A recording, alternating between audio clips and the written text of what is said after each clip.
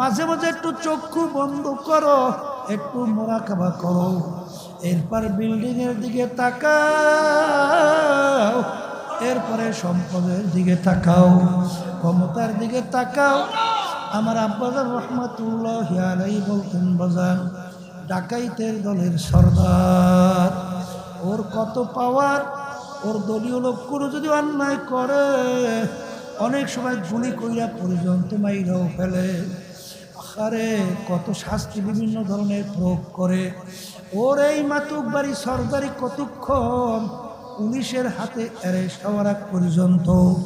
যখন পুলিশের হাতে অ্যারেস্ট হইয়া যায়, ওকে যখন পিটায়, বুট দিয়া পাড়ায়, কোথায় যাইবে ওর সর্দারগিরি, কোথায় যাইবে ওর সারগিরি? ঠিক আমার বাজানদেরকে বলবো, আজকে যারা দুনিয়ার মোহে দুনিয়া থাকা অবস্থায় আজকে বড় মেয়া হয়েছেন, ধনী হয়েছেন, আজকে বিভিন্ন ক্ষমতার মালিক হয়েছেন, সম্মানিত হয়েছেন, অনেক মেম্বার, চেয়ারম্যান, এমপি, মিনিস্টার হয়েছেন, অনেক কিছু হওয়ার পরে বাজান আজকে ধরা কে যারা সরাজ্ঞান মনে নাই কইরা, যারা বুক ফুলাই গলা টান কইরা জমিনে চলেন, এই বাজানদেরকে বলবো, আপনারা এই টাকার গরম, আপনারা এই ক্ষমতার গরম, আপনারা এই দলের গরম, আপনারা এই সম্মানের চাহিদা কয়দিন, যে কয়দিন চক্ষু দুইটা আপনার খোলা থাকবে, যখন চিরতরে চক্ষু বন্ধ, সব কিন্তু বন্ধ। এখন তাকাইয়া দেখো, সাদা তিনটা কাপড় দিয়া প্যাঁচ দিছে, সাদা তিনটা কাপড় দিয়া প্যাঁচ দিয়া মাথার ভিতরে, মাজার ভিতরে, পায়ের ভিতরে বাঁধছে, এখন প্যাকেট করিয়া ফেলাইয়া রাখছে। এখন তাকাইয়া দেখো কেমন দেখা যায়। আরে তোমার কোমরের তাগা চাবি কাইটে নিয়ে যায়। আরে সন্তানরা এসে, আত্মীয় স্বজন এসে পাশে কান্দে, কই আব্বা আব্বা কইয়া চিল্লায়, আব্বা তো আর ডাকে সাড়া দিতে পারে না। এ বড় লোক আমার বাবারা, খুলনার ভিতরে মাহফিলে যাইতাম, আব্দুল্লাহ কইরা একটা যুবক ছেলে প্রতি মাহফিলে প্রায় আমাদেরকে নাস্তা করাইতো। যাইয়া মাহফিলে দেখি আব্দুল্লাহকে দেখি না। আমি জিজ্ঞাসা করি আব্দুল্লাহ কোথায়? বলে হুজুর শোনেন নাই? আমি বলে কি? হুজুর আব্দুল্লাহ তো আর দুনিয়াতে না। আমি বলে কি হইল? বলে হুজুর হঠাৎ স্ট্রোক হইয়া মারা গেল। ওর দুই আড়াই বছরের বাচ্চাটা যখন আব্দুল্লাহর লাশ নিয়ে এসে ঘরের বারান্দায় রাখছে, ওই বাচ্চাটা বাপের লাশের কাছে যাইয়া বারবার ডাক দেয়, আব্বা ওঠো, আব্বা ওঠো। ডাকতে ডাকতে বাচ্চা অস্থির হয়ে গেল, কিন্তু আব্দুল্লাহ তো আর ডাকে সাড়া দেয় না। বাচ্চা বিরক্ত হইয়া বলে, আব্বা ঘুমাইছে, আব্বা তো ওঠে না। এ দুনিয়াদার পাগল আমার বাবারা, কোন দুনিয়ার সম্পদের পিছনে পড়ছ?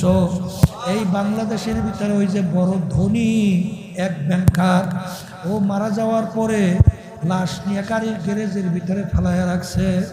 বাজান দুই ছেলে বাপের রাইখে যাওয়া সম্পদ নিয়ে মারামারি, কাটাকাটি, ঝগড়াঝাটি করে। ওদিকে বাপের লাশ উইলা পয়সা যাওয়ার উপক্রম হইল। দাফন কাফনের কোনো খবর নাই।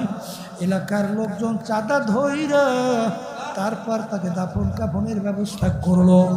এ দুনিয়াদার পাগল আমার বাবারা, যারা ঘুষকে ঘুষ মনে করো না, সুদকে সুদ মনে করো না, যারা পরের মাল ঠকাইয়া নিজের সম্পদ বাড়াতে চিন্তাও করো না, যারা জুলুমবাজি করো, মিথ্যাবাজি করো, যারা বিভিন্ন ধরনের দুর্নীতিবাজি করো, যারা চাঁদাবাজি করো, যারা আল্লাহর নীতি আদর্শ বাদ দিয়া মানব রচিত কুফুর তন্ত্র মন্ত্র বাস্তবায়নের জন্য মাতুকবাড়ি মাস্তানি করো, এ আল্লাহর বান্দারা তাকাইয়া দেখো, যেদিন তোমার চিরতরে চক্ষু বন্ধ, সেদিন দেখো কেউ তোমার পাশে আপন নাই। আরে কবরে যাওয়ার পরে আল্লাহ বাদে কেউ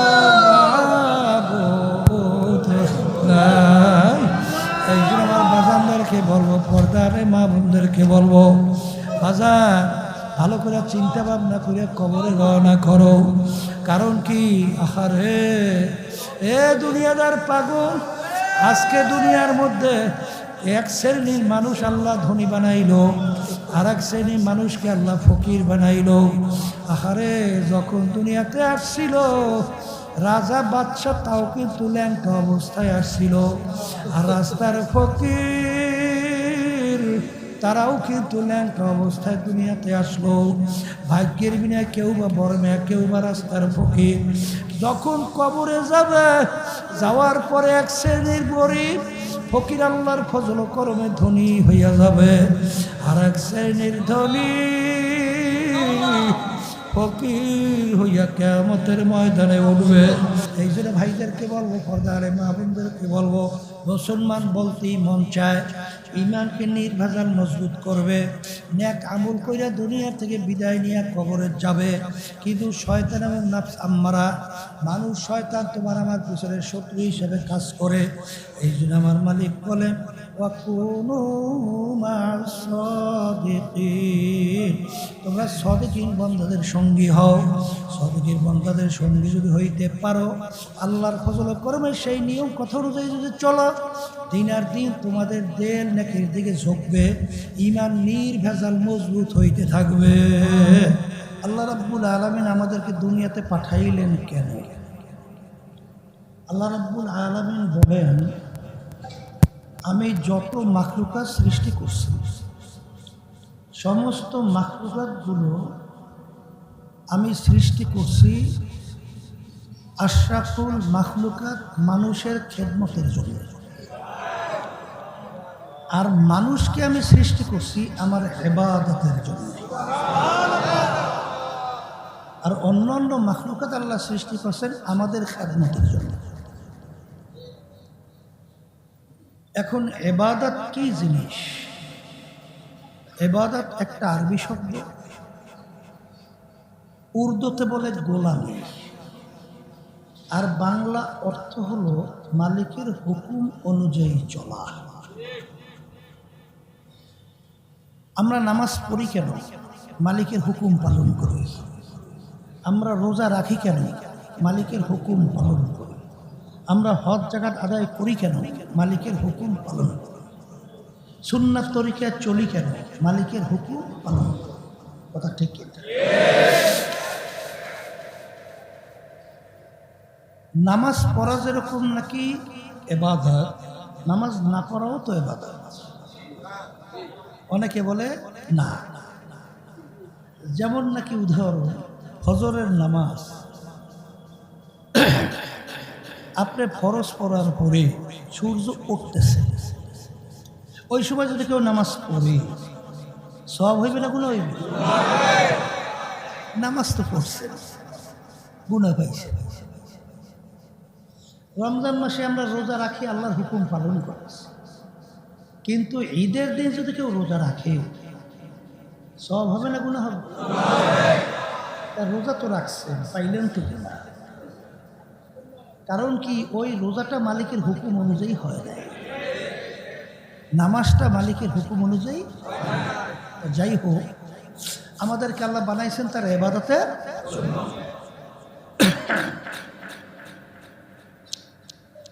আমরা দুনিয়াতে আসছিলাম মালিকের হুকুম অনুযায়ী, আসিও রওনাও করতে হবে মালিকের হুকুম অনুযায়ী। এখানে কিন্তু স্থায়ী থাকার জায়গা না। দুনিয়া কি স্থায়ী থাকার জায়গা? এটা একটা অস্থায়ী। আল্লাহ রসুল সাল্লাল্লাহু আলাইহি ওয়াসাল্লাম আলী রাদিয়াল্লাহু তাআলা আনহুকে বলছিলেন, আলী, মৃত্যুকে কত দূরে মনে করো? আলী রাদিয়াল্লাহু তাআলা আনহু বলছিলেন, আল্লাহ রসুল সাল্লাল্লাহু আলাইহি ওয়াসাল্লাম, আমি যখন নামাজ পড়ার জন্য ওযু করতে যাই তখন আমি এই খেয়াল করি, আমার জীবনের শেষ ওযু এইটাই হতে পারে। সামনে রক্তের নামাজের জন্য আমি ওযু করার সুযোগ আর নাও পেতে পারি। আল্লাহ রসুল সাল্লাল্লাহু আলাইহি ওয়াসাল্লাম বলছিলেন, আলী রে, তুমি তো ভুল করছো। মৃত্যু তো এত দূরে না, মৃত্যু তো এক নামাজ থেকে অন্য নামাজ আসতে মাঝখানে অনেক সময়ের ব্যবধান। কিন্তু তুমি এই খেয়াল করো, যখন তুমি নামাজের ভিতরে ডান দিকে সালাম ফিরাও, বাম দিকে সালাম ফিরাতে পারি কিনা, এইভাবে খেয়াল। এই হলো দুনিয়া, এই হলো আর একটা জিন্দেগি, যেটা হলো আখিরাতের জিন্দেগি।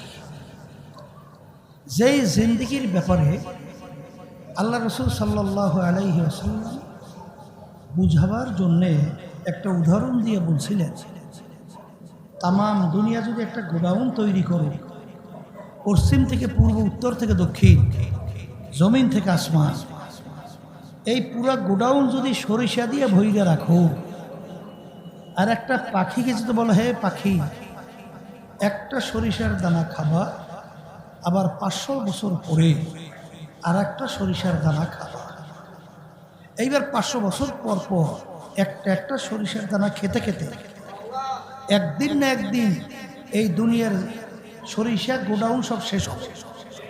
কিন্তু আল্লাহ রসুল সাল্লাল্লাহু আলাইহি ওয়াসাল্লাম বলে, আখিরাতের জিন্দেগিটা শুরু হবে আর কোনো দিন শেষ হবে না। এখন কথা হলো, মরণ তো লাগবে, মরণ। তা মরার পরে কি হবে? আল্লাহ রাব্বুল আলামিন ওই সত্য কোরআনুল কারীমের মধ্যে আল্লাহ আগেই জানাইয়া দিয়েছেন, ফারিকুন ফিল জান্নাতি ওয়া ফারিকুন ফিস সাঈর। আমি মরার পরে মানুষগুলোকে দুইটা ভাগে ভাগ করব। কয় ভাগে? এক শ্রেণীর মানুষ আমি তাদেরকে পুরস্কৃত করে আমার স্থায়ী শান্তির জায়গা তৈরি করছি আমার বান্দা বান্দীদের জন্য, বেহেশত। যেই বেহেশত এত সুন্দর, এত আরামদায়ক, আল্লাহ রসুল সাল্লাল্লাহু আলাইহি ওয়াসাল্লাম বলেন, এত সুন্দর কেউ কোনোদিন চোখে দেখে নাই, কানেও শোনে নাই, কল্পনায়ও আসে নাই, তার চেয়েও সুন্দর। আর এক শ্রেণীর মানুষকে আমি শাস্তির জায়গা তাদের জন্য বানায় রাখছি, যে শাস্তির জায়গার নাম হলো জাহান্নাম। এত ভয়াবহ শাস্তির জায়গা, যেই শাস্তির জায়গা কেউ কোনোদিন ভয়াবহ দেখে নাই, কানেও শোনে নাই, কল্পনায়ও আসে নাই, তার চেয়েও কঠিন। আল্লাহ আপনি আমাকে, আমাদের সবাইকে এই শাস্তির জায়গা থেকে, জাহান্নাম থেকে আমাদেরকে মুক্তি দান করে। তাহলে এখন মরার পরে মানুষগুলোকে আল্লাহ ভাগ করবে কয় ভাগে? দুই ভাগে।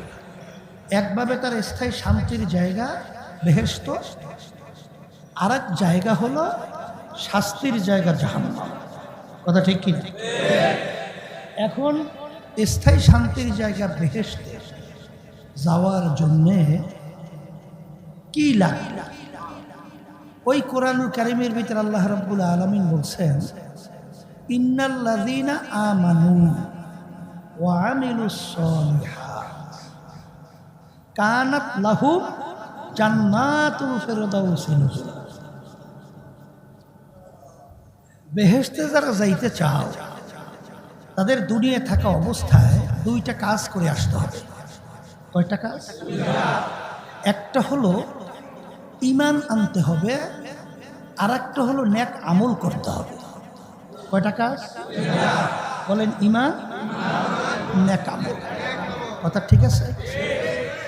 এখন ঈমানটা কেমন হবে?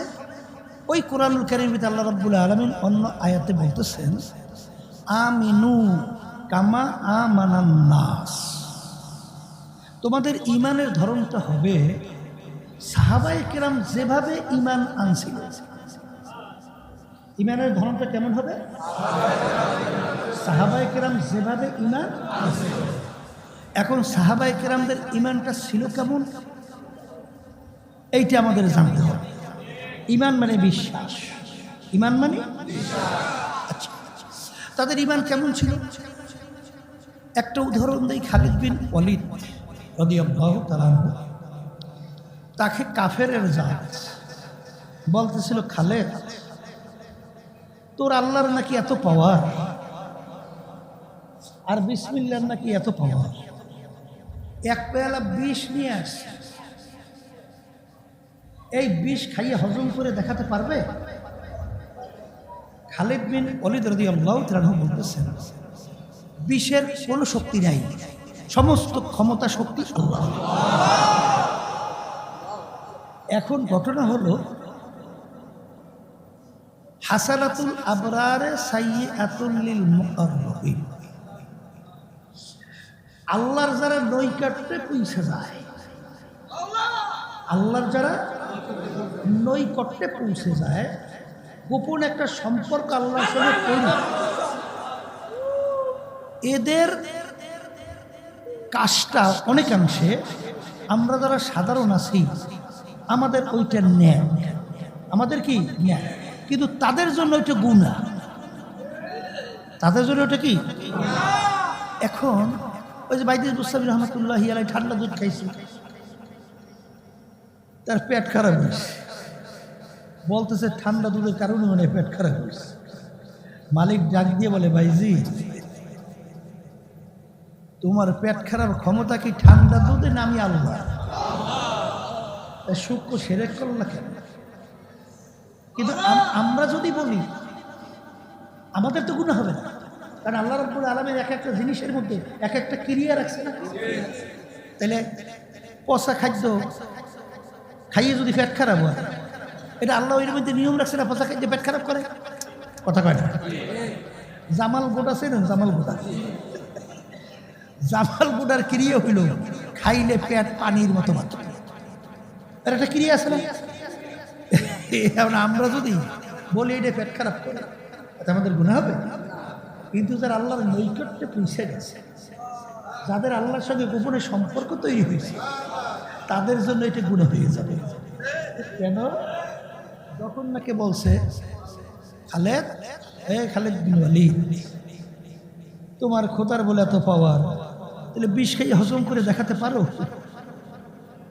এই গোপনে মালিকের সঙ্গে সম্পর্ক তৈরি হয়ে গেছে।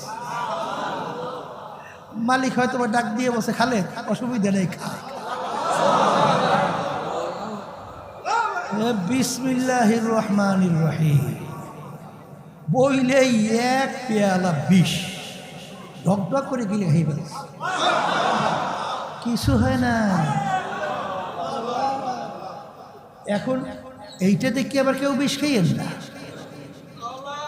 আল্লাহ রাব্বুল আলামিন বিষের কিনেই রাখছে হলো মরণ, আছে না? কিন্তু যাদের সঙ্গে মালিকের সম্পর্ক গোপন তৈরি হয়ে গেছে, সিগন্যাল পাইছে, ব্যাপার আলাদা। কথাটা বুঝাতে পারছি? তাহলে যেই কথা বলতে চাইছিলাম, তাদের ঈমানটা ছিল এইরকম মজবুত। ওমর ফারুক রাদিয়াল্লাহু তাআলা আনহু, ওমর ফারুক রাদিয়াল্লাহু তাআলা আনহু, তিনি শাসন পরিচালনাকালীন নীল নদ তার আওতার ভিতরে এসে গেছে না। নীল নদের একটা নিয়ম ছিল, প্রতি বছর একটা সময় শুকিয়ে যায়। নিয়ম ছিল, একটা যুবতী সুন্দরী মেয়েকে ওই নীল নদীর ভিতরে যদি বলি দেওয়া দিত জবাই, তাহলে নীল নদীতে পানি আসতো, নালে পানি আসতো। আর ওই পানি এত গুরুত্বপূর্ণ, ওই পানি খেয়ে মানুষ বাঁচে, ওই পানি দিয়ে কৃষি হয়, অত্যন্ত গুরুত্বপূর্ণ না। তাই যখন নাকি ওমর ফারুক রাদিয়াল্লাহু তাআলা আনহু তার পরিচালনার মধ্যে নীল নদী এসে গেছে, তার নিয়ম অনুযায়ী নীল নদীর পানি কি করছে? শুকিয়ে গেছে। কি হয়েছে? এখন পানি আসার জন্য নিয়ম কি? যুবতী একটা সুন্দরী মেয়েকে বলি বলি জবাই। ইসলামে জায়েজ আছে না? জায়েজ নাই? তাহলে জায়েজ যদি না থাকে, এত লক্ষ লক্ষ মানুষ পানির পিপাসায় অভাবে হয়তো মারা যাবে, অথবা এই পানি দ্বারা ফসল হবেও না, না খেয়ে মরবে। এখন আল্লাহ মাফ করুক, আমাদের যুগ যদি হইত তাহলে বিভিন্ন ফতুয়া বেরোয়া শুরু হইতো না। এই একটা জান যায় যাক, আগে লক্ষ্য জান তো বাঁচাও, যে জবাই করিয়া। বর্তমানে আমাদের দেশে আছে না, শতকরা 92 জনের মতো মুসলমান। এই দেশে ইসলাম নীতি আদর্শ রাষ্ট্রীয় পর্যায়ে ক্ষমতায় নাই, তখন বিভিন্ন ফতুয়া বাইরে না, না বাইরে না, এই ফতুয়া দিয়ে দিয়ে বলে না যে মন্দির ভালো, অমুক প্রমুখ সমুখ। এইটা বলতে বলতে করতে করতে ইসলাম ধ্বংস, ইসলামী শক্তির উত্থান হয় না। যেই কথা বলতে চাইছিলাম, ওমর ফারুক রাদিয়াল্লাহু তাআলা আনহু যখন গভর্নর, সে চিন্তা করলো সর্বনাশ, এত ইসলামে জায়েজ নেই, আর আমির হুকুম ছাড়া তো আমি এই কাজ করতে পারবো না। আমির কাছে সংবাদ পৌঁছেছে, আমি এই ঘটনা নীল নদী শুকাইছি, যুবতী একটা সুন্দরী মেয়েকে বলি না দিলে পানিও আসবে না, আর পানি না আসলে মানুষ না খেয়ে মারাও যায়, করার কি? আমির কথার কথা বলতেছে, বলো কি? তাইলে একটা মেয়ে জবাইয়ের মধ্যে পানি আসা না যাওয়ার ক্ষমতা, আমার আল্লাহর ক্ষমতা কোথায়? এর নাম হলো ঈমান, এর নাম হলো ঈমান। ওমর ফারুক রাদিয়াল্লাহু তাআলা আনহু ওই নীল নদীর কাছে চিঠি লেখে, চিঠি। আমাদের যুগে যদি আল্লাহ মাফ করুক, আমরা দেখতাম গাছের কাছে চিঠি লেখে, নদীর কাছে চিঠি লেখে, তাহলে আমরা কি মন্তব্য করি? পাগলের দল। কি দল? পাগলের দল। নদীর কাছে চিঠি লেখে, এখনো সুস্থ মানুষ। কিন্তু ওমর ফারুক রাদিয়াল্লাহু তাআলা আনহু চিঠি লেখার পরে বলতেছে, যাও এই চিঠি নিয়ে নদীর ভিতরে ফালাও। চিঠি কি লেখছে? লেখছে, হে নীল নদী, তুমি যদি আল্লাহর হুকুমে জারি হও তাহলে জারি হইয়া যাও, আর যদি আল্লাহর হুকুমে তুমি জারি না হও, তোমার পানি আমাদের লাগবে না। কারণ আমাদেরকে সৃষ্টি করছেন আল্লাহ, বাসাই না মারুই না মালিক আল্লাহ, রিজিক দেওয়ার মালিক আল্লাহ, তোর কোনো ক্ষমতা নাই। যা নীল নদী, তুই যদি পানি না উঠাও তাইলে তুই দিস না, মালিক ব্যবস্থা নেবে। যাও চিঠি নিয়ে নদীতে ফালা। চিঠি ফালাইতে কথার কথা দেরি, ফালাবার সঙ্গে সঙ্গে এই পানি এসে নীল নদী পানিতে সুমসুম করে ভইয়া, নীল নদী পানিতে পরিপূর্ণ। ওই যে নীল নদী পানিতে ভরছে, আজ পর্যন্ত আর শুকায় নাই। এর নাম হলো ঈমান। সাহাবায়ে কেরামদের ঈমান কেমন ছিল? এই বর্তমানে নামাজও পড়ে ঘুষও খায়, নামাজও পড়ে সুদও খায়, নামাজও পড়ে ব্যবসার সঙ্গে সুদের সঙ্গে জড়াইয়া থাকে, নামাজও পড়ে আবার বিভিন্ন ধরনের জুলুম, চাঁদাবাজি, টেন্ডারবাজি, দুর্নীতি, বিভিন্ন ধরনের আচরণ করে, কি করে না? আবার নামাজও পড়ে। কিন্তু আল্লাহ রাব্বুল আলামিন বলে, ওয়াজতানিবুত তাগুত, তোমরা তাগুত থেকে পরহেজ করো, বাঁচো। তাগুত কাকে বলে? তাগুতের ভিতরে সবচেয়ে একটা বড় তাগুত হলো মানব রচিত কুফরি তন্ত্রমন্ত্র আইন। তাগুতের ভিতরে একটা বড় তাগুত। আল্লাহ বলছেন, ওয়াজতানিবুত তাগুত, তোমরা তাগুত থেকে পরহেজ করো, বাঁচো। কথা ঠিক কিনা? আচ্ছা, ওদিকে দেখবেন আবু বকর সিদ্দিক রাদিয়াল্লাহু তাআলা আনহু গোলাম আজাদ করার পরে গোলামকে বলছিল মাঝে মাঝে খাদ্য নিয়ে আসতে, বলে নিয়ে আইসো, মাঝে মাঝে খাদ্য নিয়ে আস। জিজ্ঞাসা করে, কিভাবে খাইছো, আমায় করছো কিভাবে? হযরত এইভাবে এইভাবে। যখন দেখতেন হালাল তখন তিনি এটা খাইতেন। একদিন পেটেও বড় ক্ষুধা, গোলাম খাদ্যও নিয়ে আসে, জিজ্ঞাসা না কইরা। অন্য অন্য সময় দেখছে হালাল উপায় তো আনে, জিজ্ঞাসা না করে খেয়ে গেছে।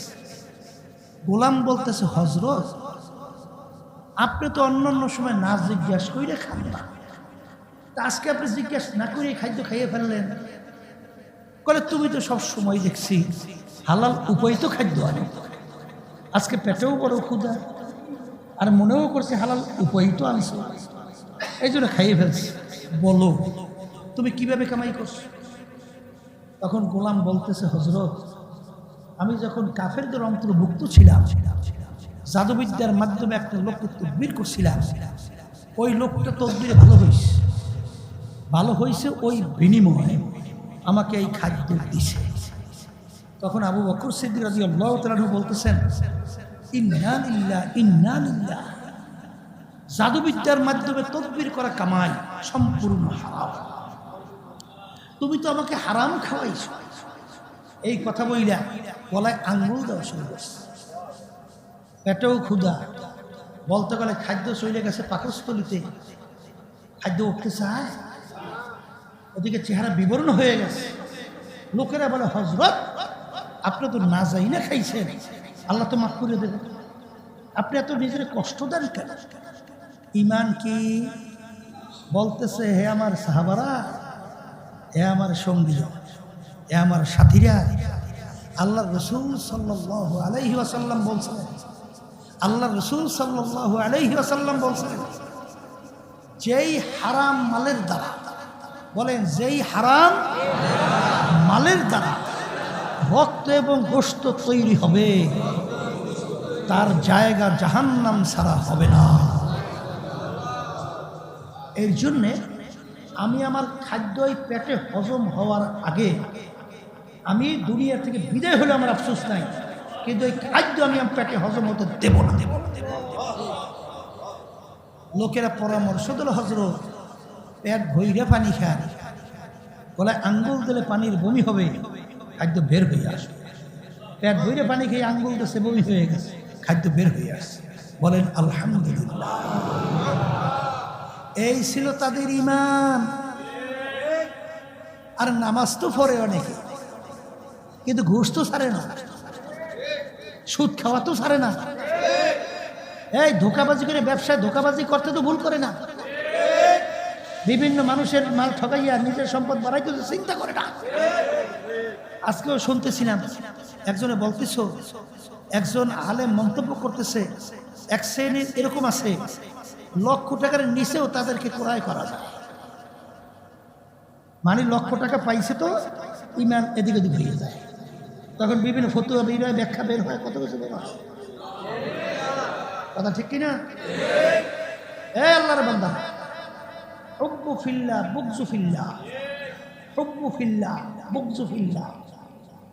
কিয়ামতের ময়দান, যেদিন কোনো ছায়া আল্লাহর স্পেশাল আরশের ছায়া ছাড়া থাকবে না, একমাত্র আমার মালিকের স্পেশাল আরশের ছায়া ছাড়া অন্য কোনো ছায়া থাকবে না। সেদিন 7 প্রকার লোককে আল্লাহ রাব্বুল আলামিন ডাইকা তার স্পেশাল আরশে ছায়াদান করবেন। কয় প্রকার? এর ভিতরে এক প্রকার হলো যারা দুনিয়ায় থাকা অবস্থায় সম্পর্ক মুহাব্বত রাখবে আল্লাহকে রাজি খুশির জন্যে। সম্পর্ক রাখবে কার রাজি খুশির জন্য? আর সম্পর্ক ছাড়বেও আল্লাহকে রাজি খুশির জন্যে। এই শ্রেণীর আল্লাহর বান্দা বান্দীদেরকে আল্লাহ রাব্বুল আলামিন ডাইকা তার স্পেশাল আরশে ছায়াদান করবে। বর্তমানে দেখা যায় এক শ্রেণীর ইসলামের মধ্যেও আছে, নাম দেশে ইসলাম, কাম করে সবল ইসলাম, এরপরে তাদের সঙ্গে জড়াইয়া দল করে, তাদেরকে সম্পর্ক মহব্বত রাখে। তাই তুমি ভালো করে যাই না রাখো, তোমার এই সম্পর্ক মহব্বত রাখায় আল্লাহ খুশি না। যদি আল্লাহ বেজার হয় তাহলে তুমি যাই না রাখো, তুমি যত দরবেশর যাহা কিছু হও, এই হাদিস অনুযায়ী আল্লাহর আরো সে স্পেশাল ছায়া কিয়ামতের ময়দান, যেদিন কোনো ছায়া থাকবে না, তুমি আল্লাহর আরো সে ছায়া পাবা না। মোহাব্বত রাখবে কার উদ্দেশ্যে? আল্লাহর মোহাব্বত, আল্লাহর ভালোবাসার উদ্দেশ্যে। এখানে কুল ইন্না সলাতি ওয়া নুসুকি ওয়া মাহইয়ায়া মামাতি লিল্লাহি রাব্বিল আলামিন। আমি বলছি না আল্লাহ বলছি? আচ্ছা, আপনি নামাজ পড়েন কার রাজি খুশির জন্য? রোজা রাখেন কার রাজি খুশির জন্য? তাহলে আপনি যে মানব রচিত কুফরি তন্ত্র মন্ত্র তাদের সঙ্গে জড়াই রাজনীতি করেন কার রাজি খুশির জন্য? এরপর জানা নাকি তাদের সঙ্গে জড়াইয়া এরপরে আবার রাজনীতি করে তাদের সাথে সম্পর্ক রাইখা তাকে রাজি খুশির জন্য? আপনারাই বলতেছেন যে আল্লাহকে রাজি খুশির জন্য না, তাহলে আপনি আল্লাহর আরশে ছায়া পাইবেন কেমনে? তাহলে হাদিস কি আল্লাহ রাসূল সাল্লাল্লাহু আলাইহি ওয়াসাল্লাম মিথ্যা বলছে? আল্লাহ রাব্বুল আলামিন কোরআনের এই আয়াত কি অযৌক্তি না অবাস্তব? বেহেশতে যাইবেন কিভাবে? কোরআন এবং হাদিসের রাস্তার বাহিরে জোর করিয়া? তাইলে যদি আপনি এই চিরস্থায়ী শান্তির জায়গা বেহেশতে যাইতে চান, নির্ভেজাল ঈমান লাগবে। কারণ হাদিসের মধ্যে আসছে অনেক মুসল্লি নামাজ পড়ে ঈমান নাই। আমার আল্লাহ বলেন ফাওয়াইলুল লিল মুসাল্লিন, নামাজি নামাজ পড়ে ওর জন্যই আমি জাহান্নাম প্রস্তুত করে রাখছি। নামাজি নামাজ পড়ে ওর জন্যই জাহান্নাম। কথা ঠিক যাবে? ঠিক। তাহলে বুঝতে হবে নামাজটা হওয়া লাগবে একমাত্র আল্লাহকে রাজি খুশির জন্যে। আমার ব্যক্তিগত জীবন, আমার পারিবারিক জীবন, আমার সামাজিক জীবন, আমার ব্যবসার জীবন, আমার খরচের জীবন, আমার রাজনৈতিক জীবন, আমার পোশাকাদির জীবন, আমার আন্তর্জাতিক জীবন, আমার সিরাতের জীবন, সব কিছু হওয়া লাগবে একমাত্র আল্লাহকে রাজি খুশির জন্যে। আমার মালিক বলেন আমি বেনিয়াজ বেপরোয়া। তামাম দুনিয়ার সমস্ত মানুষ যদি কিয়ামত পর্যন্ত আমার নাফরমানি করতে থাকে, আমার হুকুমের বিরুদ্ধাচরণ করে, এতে আল্লাহ বলেন আমার কিছু আসে যায় না। এই মাখলুকাতের সংখ্যা কি পরিমাণ শুনছে? প্রায় 18,000 কম বেশি। কথা কয় না? 18,000 কম বেশি মাখলুকাত না? এর ভিতরে একটা মাখলুকের নাম হলো মানুষ। কথা কয় না? এই অন্যান্য মাখলুকাত আমার মালিকের ইবাদতে লিপ্ত আছে না নাই? ফেরেশতারা আছে আছে আছে। অন্যান্য মাখলুকাত আমার মালিকের তাসবিহ তাহলিল আদায় করে কি করে না? সারা সারা দাম আগুয়াদাল্লাহু নাগুয়াদ টনটনা টুন টুন নাগু। এ কবরের যাত্রীরা কি মনে করছো আল্লাহ কি আমাদের কাছে ঠেকছে নাকি? আল্লাহ কি আমাদের কাছে ঠেকা? হ্যাঁ, ঠেকা যদি না হয় নিয়ম অনুযায়ী ইবাদত করো, নিয়ম অনুযায়ী ইবাদত করো। তুমি আর আমি শুনি পাখিটা টুন টুন টুন টুন শব্দ করতেছে, আসলে ওদের ভাষায় ওরা বলতেছে আল্লাহু আল্লাহু। এই স্বাভাবিক বোঝা যায় না? আমরা পানি কি বলি? পানি। আমরা পানি কি বলি? আচ্ছা, ইংরেজি ভাষাভাষী আলাদা পানিরে পানি বলেন ওয়াটার। শুনতে কি একরকমের ভিন্ন হয়েছে? ওয়াটার হয়েছে কিন্তু জিনিস কিন্তু পানি। এই আরবি ভাষাভাষী আলাদা বলে মাউন, শুনতে কিন্তু ভিন্ন, জিনিস কিন্তু বস্তু একই। ঠিক কিনা? তোমার আমার বাড়ির মোরগটা ডাক দেয় কুকুরু তুকু, শুনতে শোনা যায় কুকুরু তুকু, আসলে ওদের ভাষায় ওরা বলে আল্লাহু আল্লাহু। যারা সারদাম বাগুয়াদ আল্লাহু নাগুয়াদ টান টানা টুন টুন নাটু। এই আমার মালিকের ইবাদতের ভিতরে তাসবিহ তাহলিলের মধ্যে সমস্ত মাখলুকাত জড়াই আছে না? না খালি আমরা মানুষই খালি ইবাদত করি? হ্যাঁ, আল্লাহর বান্দারা কবরে যাত্রীরা। আচ্ছা বলেন তো, আমার মালিক আপনার আমার নামাজ দিয়ে কি করবে? কোনো প্রয়োজন আছে? তাহলে কোরবানির পশু জবাইয়ের মধ্যে আল্লাহ কি বলছেন যে তোমাদেরকে আমি কোরবানির সময় পশু জবাই করতে বলছি যাদের এই আল্লাহ তাওফিক দিচ্ছে না। আচ্ছা অজিব না কথা কয় না। আচ্ছা করলে করার পরে এই রক্ত গোস্ত কোরবানির গরু গোস্ত মালিকের কাছে পাঠান, তাহলে কি পাঠান? তোমার দিলের অবস্থানটা, তুমি যে কোরবানি করলা কিসের জন্য? যদি আল্লাহর জন্য হয় এইটি আল্লাহ পাইয়ে যায়। তাহলে নামাজও আল্লাহর কোনো প্রয়োজন নাই, রোজাও কোনো প্রয়োজন নাই। কিন্তু আমার মালিক দুনিয়াতে পাঠাইছেন পরীক্ষার হলে, পরীক্ষা নেওয়ার জন্য। তাহলে ঈমান হইতে হইবে ধরনটা কি? আবার বলেন।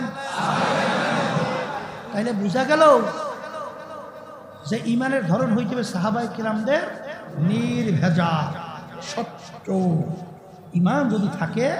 আল্লাহর হাবিব বলেন আখলিস দীনাকা ইয়াকফিকা আমালুল কলিল। ঈমান যদি তোমার নির্ভেজাল, ঈমান যদি তোমার স্বচ্ছ হয়, তুমি অল্প নেক আমল করবে তো সরাসরি জান্নাতে চলে যাবে। ঈমানের ব্যাপারে শুনলাম, এখন দ্বিতীয় বলছিলাম কি? নেকামল। বলেন এই নেকামলের ব্যাপারে ঝামেলা শেষ নাই। ইসলামের পক্ষে বাক্স একটা থাকার পরেও এক শ্রেণী এবার বিএনপির বাক্সে নেকামল দেখাইছে না। আস্তে আস্তে আবার দাড়িফাল্লারা কইছে না হেরা ক্ষমতায় গেলে ইসলামের রাষ্ট্র চালাইবে না, প্রচলিত কুফরি গণতন্ত্রের রাষ্ট্র চালাইবে। এই সেখানেও আবার নেকামলের একজনের পদ দেখাইছে না। কথা কয় না, না দেখায় না। এখন আমার বাজান দেখিয়ে বাজান নেকামল কোনটা? আল্লাহ রাব্বুল আলামিন প্রত্যেক নামাজের মধ্যে আপনাকে আমাকে শিক্ষা দেয়, ইহদিনাস সিরাতাল মুস্তাকিম। হে আমার দয়ার মালিক, আপনি আমাকে সিরাতাল মুস্তাকিমে চালান। সিরাতাল মুস্তাকিম দেখান, সিরাতাল মুস্তাকিম কোনটা? আবার মালিক সিরাতাল মুস্তাকিমের পরিচয় দেয়, সিরাতাল লাযীনা আন'আমতা আলাইহিম। যেই পথে চলার পরে আপনার পক্ষ থেকে যাদের উপরে আপনার নেয়ামত বর্ষিত হয়েছিল। আপনার নেয়ামত বর্ষিত মানে কি? যাদের উপরে আপনার রাজি খুশি হয়ে গেছে, তাদের পথে আমাদেরকে চালান। এখানে কিন্তু সরাসরি আল্লাহ বলেন নাই মালিক আপনি কোরআন এবং হাদিসের রাস্তায় আমাকে চালান। এটা শিখাতেছে, এটা শিখাতেছে কি দেশে? যাদের উপরে আপনার নেয়ামত বর্ষিত হয়েছে তাদের পথে চালান। এখন কাদের উপরে আল্লাহ নেয়ামত বর্ষিত হয়েছে? আল্লাহ রাব্বুল আলামিন কোরআনুল কারীমের ভিতরে তাদের পরিচয় দিয়েছে, মিনান নাবিয়্যিনা ওয়াস সিদ্দিকিনা ওয়াশ শুহাদাই ওয়াস সালিহিন ওয়া হাসুনা উলাইকা রাফিকা। আল্লাহ রাব্বুল আলামিন পরিচয় দিয়েছেন যে আমি কাদের উপরে রাজি খুশি হয়েছি, কাদের উপর আমার নেয়ামত বর্ষিত হয়েছে। বলেন নবী রাসূলদের উপরে, বলেন সিদ্দিকিনদের উপরে, বলেন শুহাদায়ে কেরামদের উপরে, বলেন তাদের ধারাবাহিকতায় কিয়ামত পর্যন্ত নেককার পরহেজগার আল্লাহ ওয়ালাদের উপরে আল্লাহর নেয়ামত বর্ষিত হয়েছে। এখন বুঝতে হবে, বলেন নবী রাসূলদের আমল, বলেন সিদ্দিকিনদের আমল, বলেন শুহাদায়ে কেরামদের আমল, বলেন তাদের ধারাবাহিকতায় নেককার পরহেজগারদের আমল। আমল মানে কাজ, এই কাজটাই হলো নেক কাজ। এদের কাজটাই কি? আবার বলেন এদের কাজটাই কি? এখন আপনার কোন আমলটা নেক আমলের ভিতরে পরিগণিত হবে? সাহাবায়ে কেরামদের আমলের সঙ্গে মিলাবার পরে তখন তুমি ইখলাস নিয়ে যদি আমল করতে পারো, আল্লাহর রহমতে কোনো সন্দেহ ছাড়া বেহেশতে চলে যাবা। আর যে আমলগুলো সাহাবায়ে কেরামদের আমলের সঙ্গে মিলবে না, যত বস্তা বস্তা আমল হোক, ও আমল নেক আমলের ভিতরে গণ্য হবে না। কথা ঠিক আছে? এখন এই ন্যাক আমল কোনটা এইটা বোঝার জন্যে, সাহাবায়ে কেরামদের আমল কোনটা এটা বোঝার জন্যে আল্লাহ রাব্বুল আলামিন প্রত্যেকটা মানুষের ভিতরে আল্লাহ আকল দান করছেন, জ্ঞান দান করছেন, বুদ্ধি বিবেচনা দান করছেন। এই জন্যই দেখবেন যারা পাগল, যারা পাগলের কিন্তু কোনো বিচার আছে আছে আছে সাজা সাজা আছে। কারণ কি? ওদের আকল না থাকার কারণে ওদের কোনো ধরপাকড়ও নাই। অনেকে কিন্তু আছে দল করে, বুঝছেন? ওই দলের চশমা চোখে দেয়, চোখে দিয়ে তারপর কোরআন এবং হাদিসের ভিতর তালাশ করে দেয় তার পক্ষের কোনো দলিল টলি পাওয়া যায় কিনা। এটা ভালো, কিন্তু না পাইলে ওইটা ছাড়তে হইবে। কথা ঠিক আছে? সাহাবায়ে কেরামদের আমলের সঙ্গে আমল মেলে কিনা? যদি না মেলে ছাড়তে হবে। কারণ কি জানেন? তোমার কবরে কি পীর যাইবে? দলের নেতা নেত্রী যাইবে? এই চরমনাই মুরিদ হয়েছে অনেক, চরমনাই পিসে বুঝো যে তোমার কবরে জব দেবে? আরে জব না দিলে তোমার কবরের চিন্তা তোমার করতে হবে না? কিসের দল করো? আব্বাজান রহমাতুল্লাহি আলাইহি বলতেন, আমি যতক্ষণ পর্যন্ত আপনাদেরকে কোরআন এবং হাদিস অনুযায়ী রাস্তা আপনাদেরকে দেখাবো ততক্ষণ আমাদের কথা শুনবেন। কুরআন মুরিদ মনে আছে? কার কার মনে সাধু ডান তো? এই দেখেন, আল্লাহু আকবার দেখেন। আর যখন দেখবেন কোরআন এবং হাদিসের সঙ্গে মেলে না, তখন আপনাদের আমার থেকে সইয়া যাওয়া, ভাইগা যাওয়া অজিব। কারণ তোমরা যদি কবরে পরিচয় দাও আমি চরমনাইয়ের মুরিদ, আব্বাজান বলতেন বাজান এই পরিচয় কবরে কোনো কাজ হবে না। এই জন্য আমার বাজানদেরকে বলবো, পর্দালে মা বোনদেরকে বলবো, এ দুনিয়ার ধনী আমার বাবারা, এ বড় লোক আমার বাবারা, ক্ষমতা সম্পন্ন আমার বাবারা, দুনিয়ার জিন্দেগি কিন্তু একটাই। একবার যদি কেউ দুনিয়ার থেকে বিদায় নিয়ে কবরে যাইয়া ঠইগা বসো, দ্বিতীয়বার দুনিয়াতে এসে আপিল কইরা জিতবার কিন্তু আর সুযোগ নাই। এ দুনিয়াদার পাগল আমার বাবারা, দুনিয়ার যে কোনো মামলার ভিতরে, যে কোনো কাজের ভিতরে একবার নয় 5 বারও যদি কেউ ঠগ, আবার ওই কাজের ভিতরে চেষ্টা করলে জিতবার আশা করতে পারো। কিন্তু আখেরাতের মামলায় যদি একবার কেউ ঠগ আর দ্বিতীয়বার আর আপিল কইরা জিতবার আর সুযোগ নাই। এই জন্য আমার ভাইদেরকে বলবো, পর্দালে মা বোনদেরকে বলবো, এ ধনী আমার বাবারা, হে বড়লোক আমার বাবারা, মাঝে মাঝে একটু চক্ষু বন্ধ করো, একটু মুরাকাবা করো, এরপর বিল্ডিং এর দিকে তাকাও, এরপরে সম্পদের দিকে তাকাও, ক্ষমতার দিকে তাকাও। আমার আব্বাজান রহমাতুল্লাহি আলাইহি বলতেন, বাজান ডাকাইতের দলের সর্দার, ওর কত পাওয়ার, ওর দলীয় লোকগুলো যদি অন্যায় করে অনেক সময় গুলি কইরা পর্যন্ত মাইরাও ফেলে।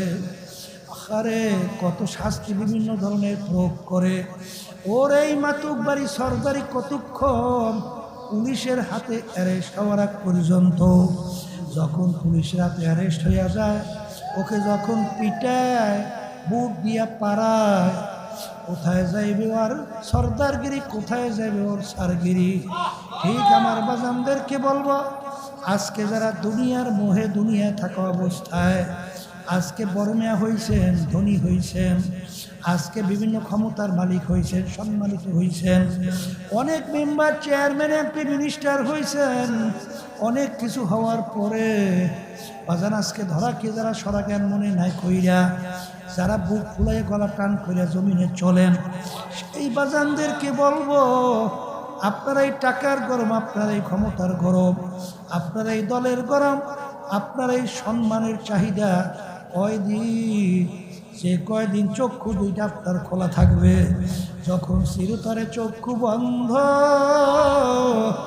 সব কিন্তু বন্ধ। এখন তাকাইয়া দেখো,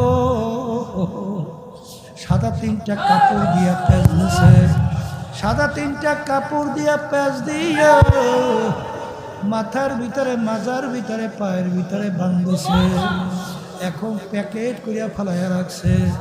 এখন তাকাইয়া দেখো কেমন দেখা যায়।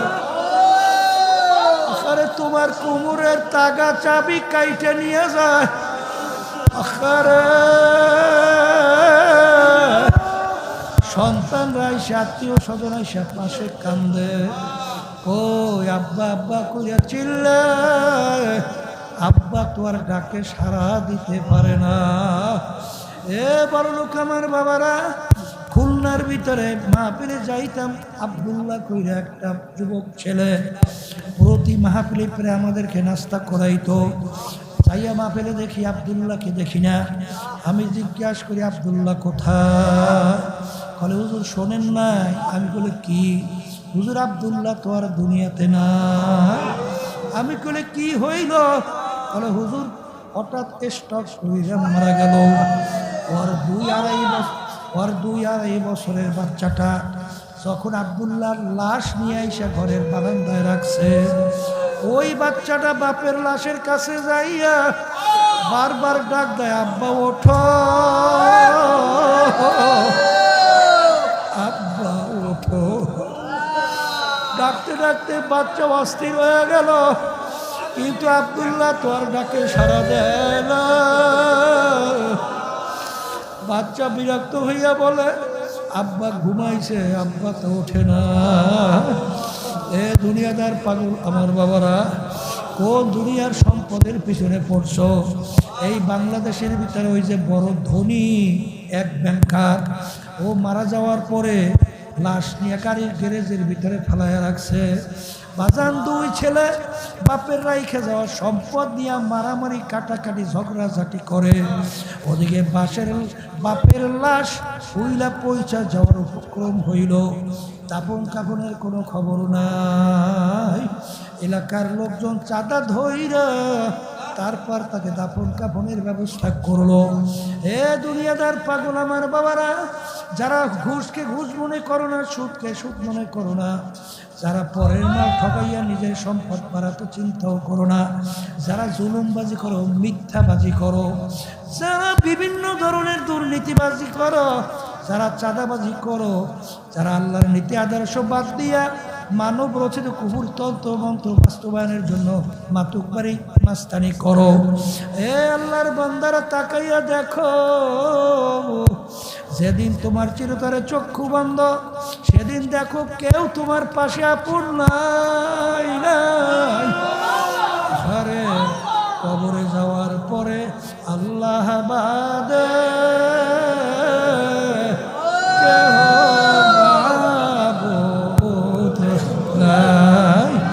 এই জন্য আমার বাজানদেরকে বলবো, পর্দারে মা বোনদেরকে বলবো, বাজান ভালো করে চিন্তা ভাবনা করে কবরে রওনা করো। কারণ কি, আহারে এ দুনিয়াদার পাগল, আজকে দুনিয়ার মধ্যে এক শ্রেণীর মানুষ আল্লাহ ধনী বানাইলো, আর এক শ্রেণীর মানুষকে আল্লাহ ফকির বানাইলো। আহারে যখন দুনিয়াতে আসছিল রাজা বাদশা, তাও কিন্তু ল্যাংটা অবস্থায় আসছিল, আর রাস্তার ফকির তারাও কিন্তু ল্যাংটা অবস্থায় দুনিয়াতে আসলো। ভাগ্যের বিনা কেউ বা বড় মেয়ে, কেউ বা রাস্তার ফকির। যখন কবরে যাবে, যাওয়ার পরে এক শ্রেণীর গরিব ফকির আল্লাহর ফজল করমে ধনী হইয়া যাবে, আর এক শ্রেণীর ধনী ফকির হইয়া কিয়ামতের ময়দানে উঠবে। জাহান্নাম বেহেশত আমার মালিক পাশাপাশি কায়েম করবেন। আরে মালিক তো না ফারমানি কইরা কবরে গেছিল, জাহান্নামের আগুনে জ্বলতে জ্বলতে ওর কলিজা শুকাইয়া পানির জন্য ছটফট করে, আরে পেটের কোথায় চিৎকার করে। ওদিকে গোলাম, ও তো আল্লাহওয়ালা, ও তো আল্লাহর ফজল করমে বেহেশত পাইয়া গেছে, ও তো বেহেশতের নাজ নেয়ামত খায়। মালিক দেখে আর বলে, গোলাম তোকে আমি কত টিটকারি মারছিলাম, আরে আমি নামাজ পড়ি নাই, আরে তুই এত কাজ কইরা নামাজ ছাড়ো নাই, আমি তো আল্লাহর হুকুম নবীর তরিকা অনুযায়ী চলি নাই, কিন্তু তোদের হুঁশ থাকতে তুই নবীর তরিকা আল্লাহর হাবিবের রাস্তা ছাড়ো নাই, আল্লাহর হুকুম ছাড়ো নাই। এখন আল্লাহর ওয়াদা অনুযায়ী তো তুই নাজ নেয়ামত বেহেশত পাইয়া গেলি। আমার কলিজা আগুনে জ্বইলা জাহান্নামের, আমার কলিজা দাউ দাউ কইরা জ্বলে। আমাকে একটু বেহেশতের নাজ নেয়ামত দাও। আরে গোলাম ডাক দিয়া বলবে, আরে ও নাফরমান আল্লাহর, আমার মালিক জাহান্নামীদের জন্য বেহেশতের নাজ নেয়ামত আরাম কইরা দিছে।